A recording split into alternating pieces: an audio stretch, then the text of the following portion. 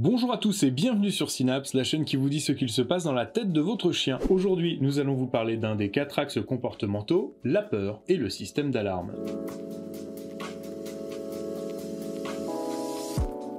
Déjà, soulignons que la peur fait partie du répertoire normal des émotions d'un individu. C'est une émotion utile. En effet, elle a pour objectif de protéger l'individu des dangers de l'environnement. La capacité à ressentir de la peur et à avoir des réactions de peur apparaît assez tôt au cours de la période de socialisation. C'est aussi pendant cette période de socialisation que le chien définit son seuil d'homéostasie sensorielle, c'est-à-dire le seuil de stimulation au-delà duquel il va exprimer des réactions de peur. On l'a vu dans de précédentes vidéos, ce seuil se construit en fonction du vécu du chiot au cours de ses premiers mois et en fonction de ses vulnérabilités personnelles. Si le seuil d'homéostasie sensorielle d'un chien est à un niveau normal, l'individu a peur seulement des éléments réellement dangereux. Mais il n'aura pas peur des éléments habituels de son environnement, il est adapté à son milieu de vie. Pour mieux comprendre, revenons à cette notion d'homéostasie sensorielle. L'homéostasie sensorielle est le témoin de la capacité d'un chien à s'adapter sereinement au changement de son environnement. Elle s'acquiert au cours de la sociabilisation du chiot en fonction de la richesse des expériences sensorielles et va devenir sa capacité à supporter des changements d'environnement au cours de la suite de sa vie. Dans les schémas suivants, on parle de seuil d'homéostasie sensorielle haut. C'est le seuil à partir duquel le chiot a vraiment peur. Quant au seuil d'homéostasie sensorielle bas, c'est celui en dessous duquel le chiot ne perçoit même plus les stimuli de l'environnement. Entre ces deux seuils, on parle de zone d'homéostasie sensorielle, c'est-à-dire la gamme de stimulation de l'environnement que le chien perçoit, voire auquel il réagit, mais qui ne lui font pas peur. Pendant la période de socialisation, plus les expériences du chiot sont nombreuses, sans être trop intenses, plus le chiot sera apte à l'avenir à affronter des environnements variés, sans y réagir de manière excessive, par de la peur ou par de l'excitation. La réaction de la mère a également un impact, les chiots observent la réaction de leur mère et s'en servent aussi pour catégoriser les situations à éviter. Ceci explique que les mères peureuses, qui voient le danger dans de trop nombreuses situations, transmettent ces peurs à leur chiot. Pour que la capacité d'un chiot soit optimale, il doit se développer dans un environnement riche qui lui permettra d'établir une vaste base de données et d'augmenter son adaptabilité future. Les stimuli et les éléments qu'il rencontre sans peur à cette période deviennent normaux et son cerveau apprend à ne plus y réagir. La définition de ce seuil a un autre intérêt. Cela lui permet de mieux identifier, dans son environnement, les informations réellement pertinentes et utiles, sans se disperser et percevoir des stimuli classés comme non dangereux qui seront filtrés par le cerveau. C'est finalement une question d'économie d'énergie. Il s'agit en quelque sorte de ne pas avoir à traiter d'informations inutiles. A l'inverse, plus le milieu est pauvre, plus la zone d'homéostasie sensorielle est petite, et plus le chien va réagir par la peur, y compris à des stimulations de très faible intensité. La notion d'homéostasie sensorielle permet donc d'imaginer un niveau de stimulation optimal qui correspond à une zone de confort pour le chien. Comme nous l'avons mentionné dans d'autres vidéos, un élagage synaptique se produit en fin de période de socialisation, et tous les neurones qui n'ont pas établi de connexion sont détruits.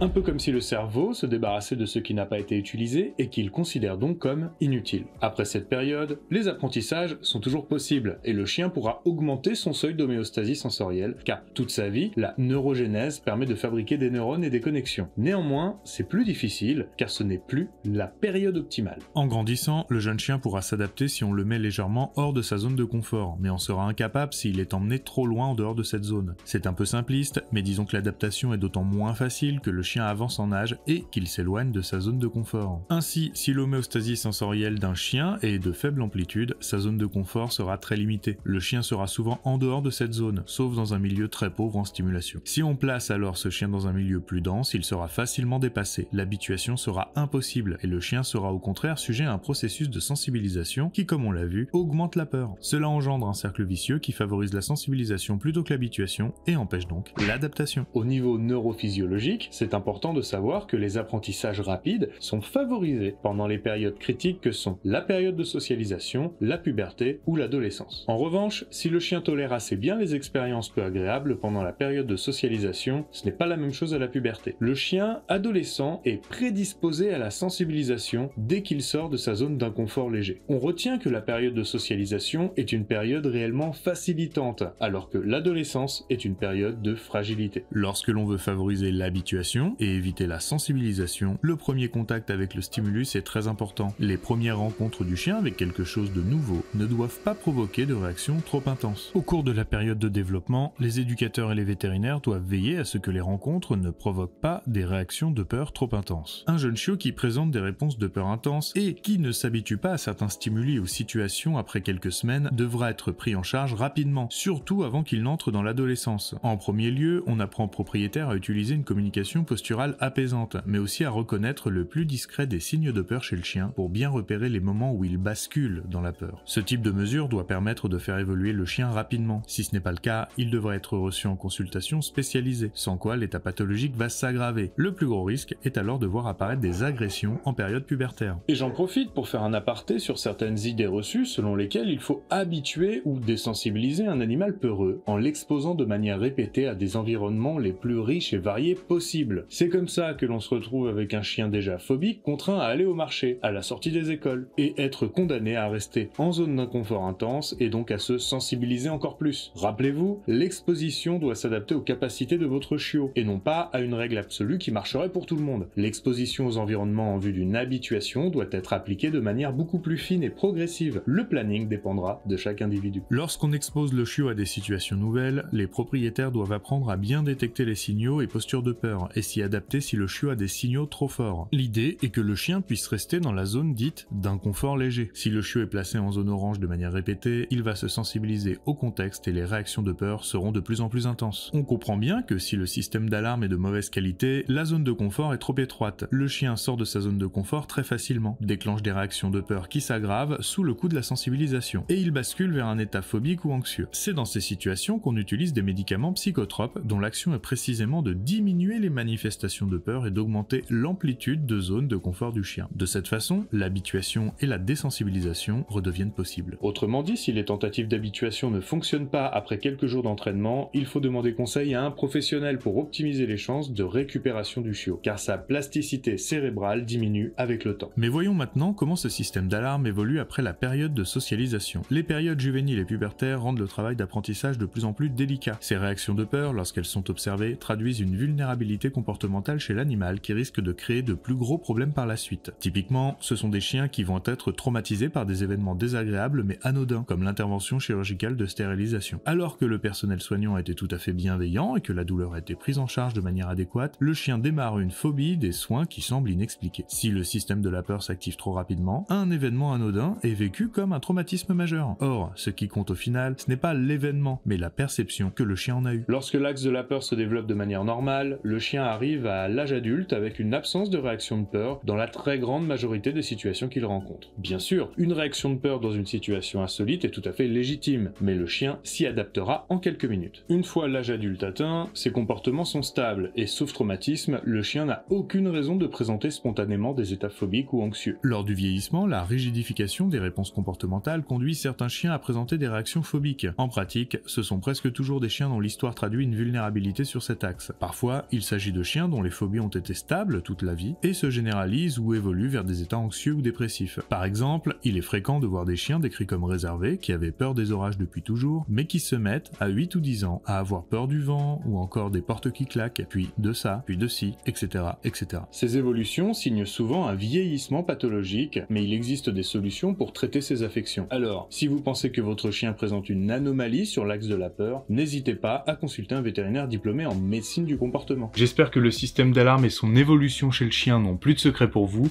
et si c'est le cas, qu'est-ce qu'on dit ? Et à la semaine prochaine.